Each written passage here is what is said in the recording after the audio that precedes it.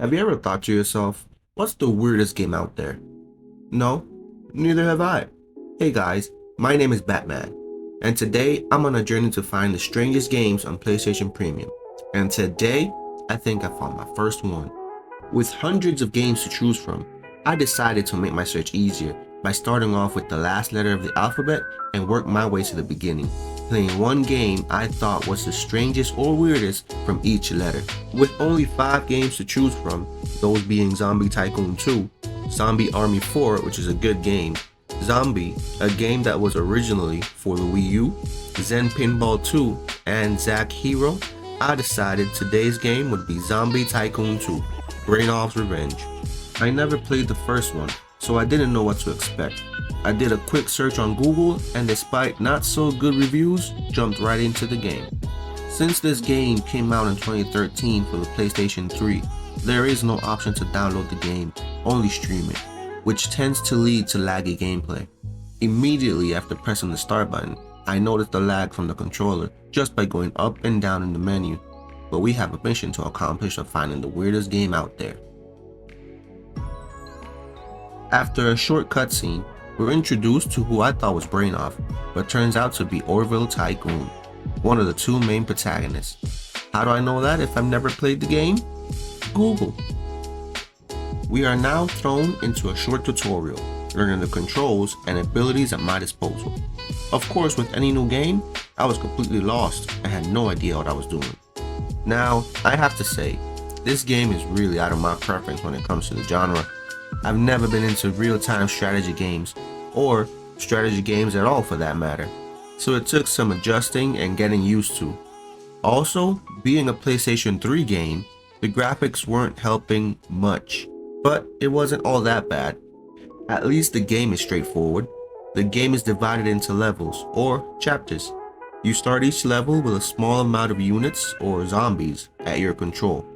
You use the triangle, square, circle, and X to control your units in order to complete the objectives given to you in the top left corner. Being a strategy game, multitasking plays a huge part in your decisions. You can send one group of zombies to attack one objective and send the other group to attack another, all while trying to keep your main character alive. If Orville dies, it's game over. Your goal in each level basically is to discover different types of zombies to ultimately build yourself an army to take out the humans. Why does Orville here wants to take out the humans, you might ask? Truth is, I don't know.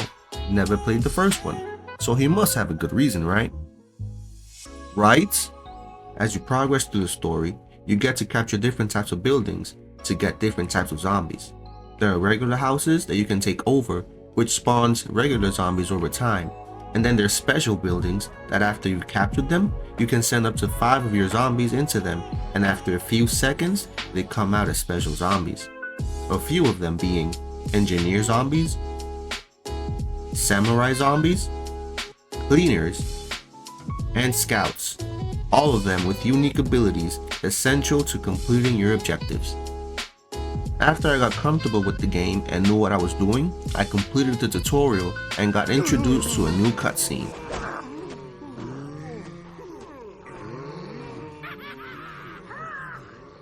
I'm here thinking, great, my reinforcements are here. Nope, these blue zombies belong to my evil counterpart, Brainoff himself. But we're both evil, so am I the good guy? What is going on here?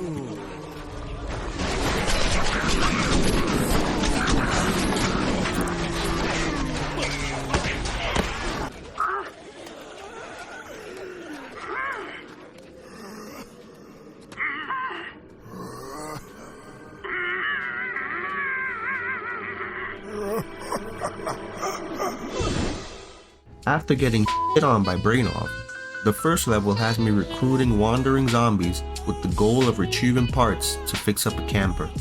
In this section, I can't play as Orville because he's fixing up the camper, so I send my 2 groups of zombies to fetch those parts for me. Little did I know that you can't leave Orville alone for 30 seconds before he starts getting attacked and is literally defenseless. So I had to change my strategy. Leave one group of zombies to defend Orville and the camper, and send the other group to fetch those parts. The entire map is dark and you have to lead your group of zombies through the darkness to see what's around. I was lost trying to find my way to those parts, but then I realized I could just click the parts and my loyal servants would find their own way there. Upon bringing the last part, I got ambushed at the camper and had to protect Orville for 2 minutes while endless waves of blue zombies came at me, while also being less than 50% health. With 15 seconds on the clock, I thought I was in the clear.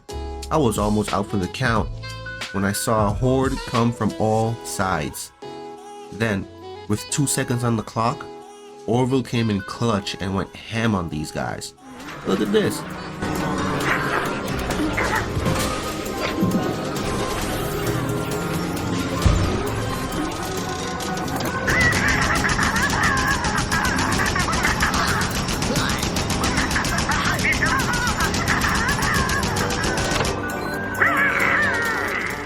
Earned myself a little trophy too. And now on to the second level. This level has me avoiding a mutated badger while I try to make a path with my new camper. This one had some puzzle solving and was sort of fun because you had to avoid the badger.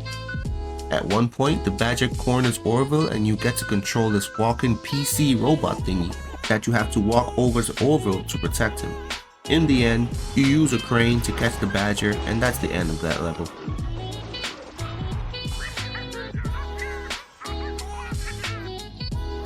Believe me when I tell you this next level is no joke. This level has you roaming in the suburbs when you get attacked by a giant angry bear. But not to worry, because Skidmark appears from the top rope to save us. They get into a shouting match with Skidmark as the winner.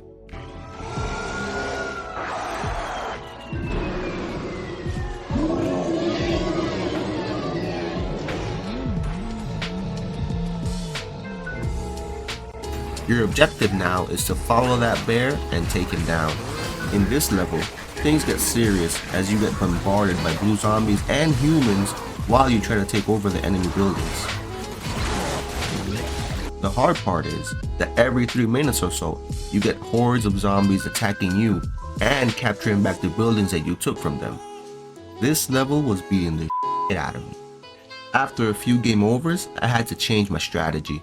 I slowly took over houses one by one, trying to grow my army. After getting every house under my control, I went after my objective, which was to destroy 2 sewer access points. After that, it was time to face my first boss fight, something I wasn't even expecting in this game. It was old Skidmark versus Angry Bear.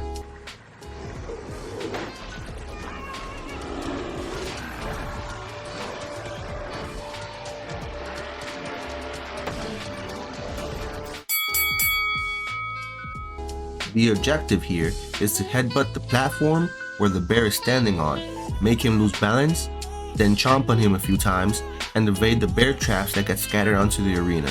Rinse and repeat. Controlling Skidmark is a little weird because you don't use the joysticks to move. You have to press X to tell him where to go, to get him into the right position to do the headbutt. This fight took me over 15 minutes to beat, once again dropping down to red health. If it weren't for the controls being so weird, it would have been a much easier fight. I had to get in the zone because I didn't want to do this all over again. In the end, we came out on top, and I have to say I was relieved. I took that victory and took the opportunity to call it quits. That single level took me about 30 minutes to complete. That level destroyed me. The next level has you playing as Brainoff himself, but yeah, that's not gonna happen. So yeah, that's it. Thanks for watching till the end. Next video we'll be looking at what I think is the weirdest game in the letter Y. My name is Batman. See you next time.